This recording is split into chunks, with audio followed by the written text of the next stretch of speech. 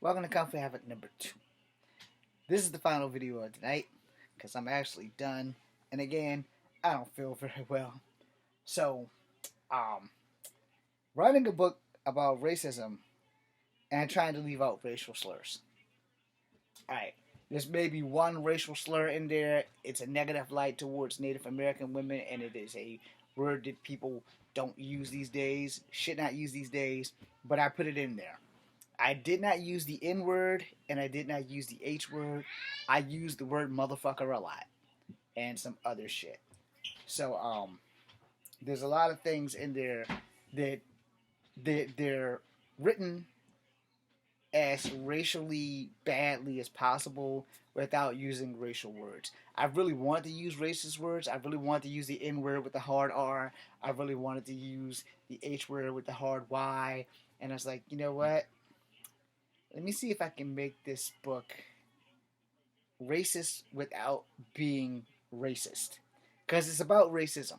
It's called Sundown for a reason. There's a sundown town called Bennettsville.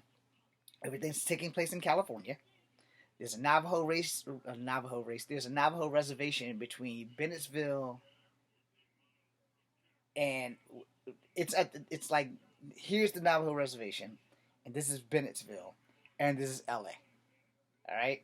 So for the Navajos to get to LA, the shortcut is through Bennettsville.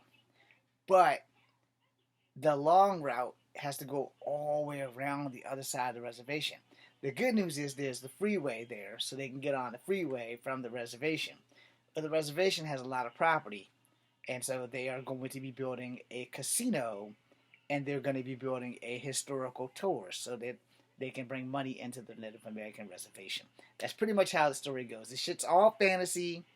There are some things with the law that I put in here because I do have a degree in police science and criminal justice. I just altered the law to a degree in this book so that there's real laws and a real case, not a legit real case, but it has a case number, and it's the number of the deputy that got destroyed because he was running for the sheriff. So he was the only black deputy in Bennettsville, but he wasn't really a deputy. He was just kind of the guy that heard about the job and decided he was gonna get the job.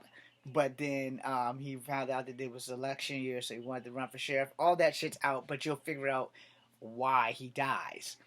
And so he dies in, I believe, chapter 2. But it's like a flashback. And so there's at least 3 or 4 flashbacks in the thing. And I'm going to try to get to chapter 5 to bring it all to a head. But I want to like make 4 the most exciting and tangible chapter, which is where I'm in now. I think I'm like on page 360 something, and I think by the time I get to like page 400 or 500, it'll probably work itself out.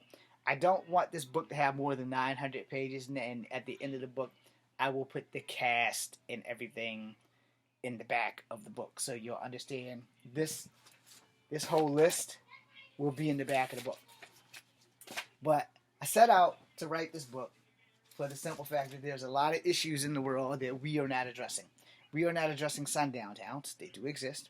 We are not addressing the MMIW crisis, which is missing and murdered indigenous women. And we are not addressing MMIW and G, MMIW and Two Spirits, MMIWP, which all of that is missing and murdered indigenous people, indigenous girls, indigenous Two Spirits, indigenous boys. So we're not addressing that. We aren't addressing Starlight Tours. We aren't addressing water rights. This book will not address water rights, but there will be some hints towards water rights because the last scene that I was writing was 2 of the thugs were having fun driving motorcycles at accelerated rates around the reservation. Now, the people on the reservation are banned from Bennettsville, but the people in Bennettsville can still ride through the reservation and cause problems, which is exactly what they're doing. And I'm doing this as a way to incapacitate a few police officers so that it makes it easier for what my next plan is to happen.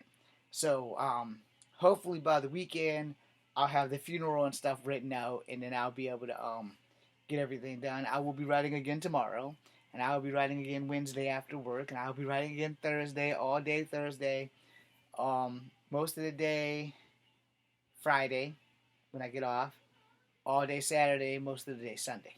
I'm really trying to finish this book. I really want this book to be a great book. American Code of Reach is being published already by Page Publishing. They're in the editing process, I guess, because when I got them the book, COVID struck, and COVID really fucked up all my fucking phenomenal plans. I'm also trying to work on going downtown to talk to people about getting all my shit put together and then see how much they charge me to do that and then put it all on my YouTube channel. So that way, everything that you're watching, you'll be able to see, hopefully, the Spider-Man fan film, hopefully, the Guardians of the Earth, and every other little fucking thing that I can find. If they have the equipment to do it, I want to get it done. I know by summertime I want this done. I'm also hoping to be signed by someone by summertime. I'm 50 years old. I can't be fucking around. It's time to get this shit done. So to the 358 of you, possibly 359, because I may have gotten somebody back I haven't had time to check, and I won't know until after I check. So we're just going to say it's 358 of you for now. Thank you for being here. I enjoy being able to talk to you, and I enjoy being able to give you a little bit of my book. My name is Echo Fan Grey Wolf. This is Kung Fu Epic number 2. Be seeing you.